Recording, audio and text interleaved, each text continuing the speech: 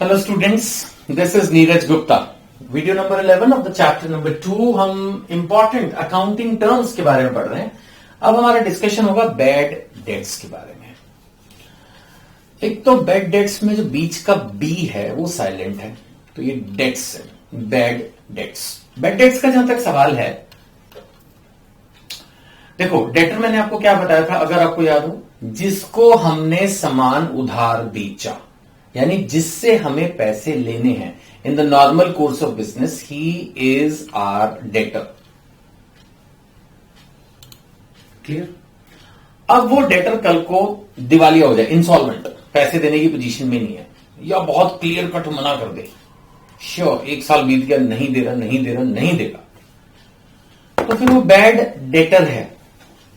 Bad है ना, debtor है और बैड है, बैड डेटर जो पैसे नहीं दे रहा आपके, लेकिन उसको हम बोलते हैं बैड डेट। बैड डेटर भी बोल सकते थे, बट बैड डेटर थोड़ा सा कहीं ना कहीं एक सिंगल पर्सन को इंडिकेट करता है। बैड डेट एक जनरल बना दिया, जो भी लोग इस कैटेगरी में है। माना एक आदमी मतलब साल में 10,000 लोगों को सामान बेचता हो, उसमें से 5, 10, 20 तो निकल ही जाएंगे ना हीरो, जो पैसे नहीं देंगे। तो इसलिए बैड डेटर ना करके इसको बैड डेट अकाउंट बना दिया। तो यानी कि ये वो लोग हैं, मैंने पर्टिकुलर डेट बिकम्स इररिकवरेबल यानी आएगा नहीं पैसा। It is return of. Return of भी एक याद रखना, ये भी अपने आप में एक नई टर्म है, रिटर्न ऑफ। रिटर्न ऑफ का मतलब बुक्स में से काट देना, छोड़ो यार इसके पैसे नहीं आने। वो पता लगे बिजनेस उस पर केस कर सकता है, रिकवरी की कोशिश कर सकता है, जो भी पॉसिबल हो करो, लीगल नोटिस भेजो, जो करना करो, बट अकाउंटिंग सेंस में काटो। So when a particular debt becomes irrecoverable, it is written off like in case of insolvency of debtor, and it is a loss. Next is balance sheet. आपको ध्यान होगा first chapter में मैंने balance sheet के बारे में काफी बताया है। ये आमतौर पर साल के एंड में बनाई जाती है, and it tells you the financial position. आज की तारीख में बिजनेस की कितनी एसेट्स हैं, आज की तारीख में बिजनेस की कितनी लायबिलिटीज हैं। एसेट्स एंड लायबिलिटीज, ये दो साइड होती हैं बैलेंस शीट की, और ये एक पर्टिकुलर डेट की फाइनेंशियल पोजीशन बताती है, जो कि यूजुअली जो बनाई जाती है balance sheet as per the practice, वो last date of the financial year को बनाई जाती है, कि साल के आखिरी दिन क्या फाइनेंशियल पोजीशन है, उस समय हमारी कितनी एसेट्स हैं, कितनी लायबिलिटीज हैं, वो एक स्टेटमेंट बनाई जाती है। अगर हम अकाउंटिंग प्रोसेस को याद कराएं आपको, जो फर्स्ट चैप्टर में आपको पढ़ाया था, तो अकाउंटिंग प्रोसेस में सबसे पहले हम रिकॉर्डिंग ऑफ ट्रांजैक्शंस करते हैं, है ना, प्राइमरी बुक्स लिखते हैं, journal, cash book, sales book, purchase book. उसके बाद फिर लेजर बनता है, फिर ट्रायल बैलेंस, फिर उसके बाद फाइनल अकाउंट्स बनते हैं, जिसमें पहले ट्रेडिंग अकाउंट बनेगा, फिर प्रॉफिट एंड लॉस अकाउंट बनेगा, और फिर जाके हमारी बैलेंस शीट का नंबर आता है। So this is how we do it. इस तरह से ये होता है। I think it's clear now. जैसे इसमें बताया गया है, it shows assets, it shows liabilities, capital, reserves, ये सब चीजें हैं। इनमें से कुछ टर्म्स आप पहले भी मेरे से पढ़ चुके हैं, लाइक कैपिटल के बारे में बता चुका हूं, एसेट्स, लायबिलिटीज, ये टर्म्स अब नई नहीं, क्योंकि आप शुरू में सीक्वेंस से पढ़ते आ रहे हैं, तो सब चीजें मैंने समझाई है। रिजर्व्स शायद ना बताया हो तो बता देता हूं। हर बिजनेस ये सोचता है कि कल को अगर मुझे पैसे की जरूरत पड़ गई तो मैं उस पैसे को कुछ अपने पास सेव करके रखूं। Saving, that saving of the reserves, that saving of the amount, I should say, for future. हो सकता है कि मुझे फ्यूचर में कोई इन्वेस्टमेंट करनी पड़े, कोई टैक्स देना पड़े, कुछ करना पड़े।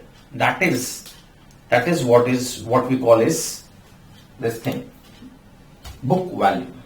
That is what we call as, नहीं कहां कंफ्यूज हो गया मैं, that is what we call as reserves. इसको हम रिजर्व्स बोलते हैं, जो फ्यूचर के लिए हमने पैसा सेव किया। रिजर्व कर दिया फ्यूचर के लिए। बुक वैल्यू का मतलब जो वैल्यू बुक्स में है। आप बोलोगे सर ये क्या बात हुई? बात है भैया, स्पेशली आप देखो कि बिल्डिंग के केस में ये बड़ा रेलेवेंट है। सपोज मैंने एक बिल्डिंग खरीदी 10 करोड़ की, तो मेरी बुक्स में वैल्यू कितनी? 10 करोड़। अगले साल उसकी कीमत बढ़ के हो गई 15 करोड़। ऐसा होता है, लैंड्स, बिल्डिंग्स, वैल्यू बढ़ जाती है कई बार, लेकिन बुक्स में वैल्यू रहेगी 10 करोड़ ही। रादर उसमें हम एक डेप्रिसिएशन कंसेप्ट होता है, शायद कई बार मैंने डिस्कस किया होगा आपसे, कि हम जो बिल्डिंग 1 साल हमने यूज की उसके हिसाब से उसको राइट ऑफ करते हैं, कुछ वैल्यू रिड्यूस करते हैं। तो हो सकता है 10 करोड़ की बिल्डिंग मेरी बुक्स में 9 करोड़ की नजर आ रही है, क्योंकि मार्केट में उसकी वैल्यू 15 करोड़ है। बट रूटीन में ये अकाउंटिंग की एक लिमिटेशन भी है कि हम हिस्टोरिकल वैल्यू पे चलते हैं, यानी ओरिजिनल कॉस्ट पे चलते हैं। यानी बिल्डिंग को 10 करोड़ 9 करोड़ कल को 8 करोड़ पे ही शो हो रही है, जबकि मार्केट में हो सकता है उसकी वैल्यू 15 करोड़ 25 करोड़ होगी।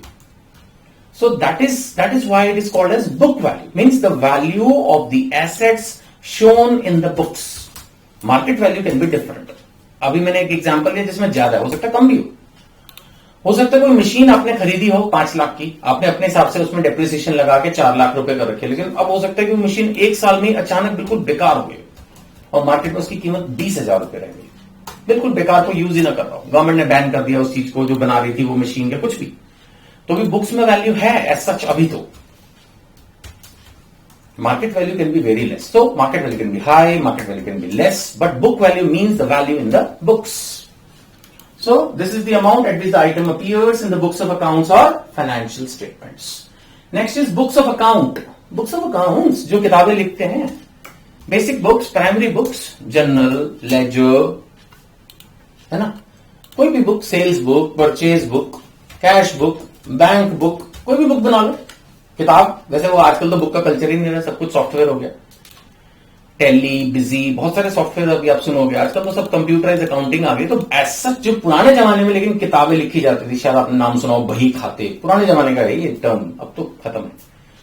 छोटे छोटे बिजनेसेस भी अब ऑनलाइन अकाउंटिंग ही कर रहे हैं। Cost of goods sold, cost of goods sold बोलते हैं डायरेक्ट कॉस्ट को, cost of goods sold, direct cost. Direct का मतलब जैसे अगर हमने कोई चीज बेची तो खरीदी भी तो होगी, that is cost of goods sold.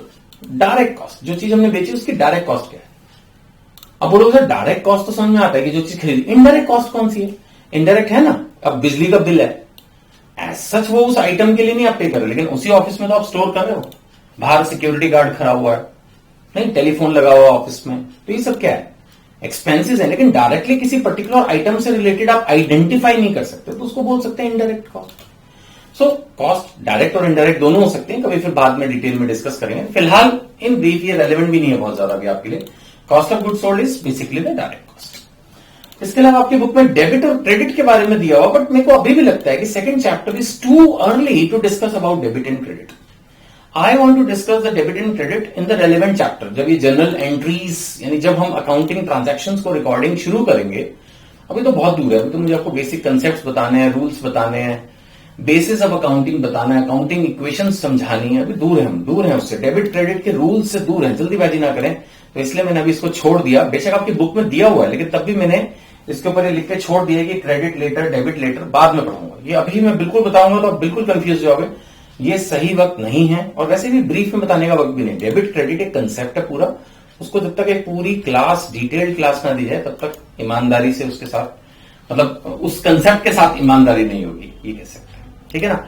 तो चलिए इस वीडियो में इतना ही, बाकी के और छोटे मोटे कंसेप्ट रह गए हैं, नेक्स्ट वीडियो में लेते हैं उसको। Thank you.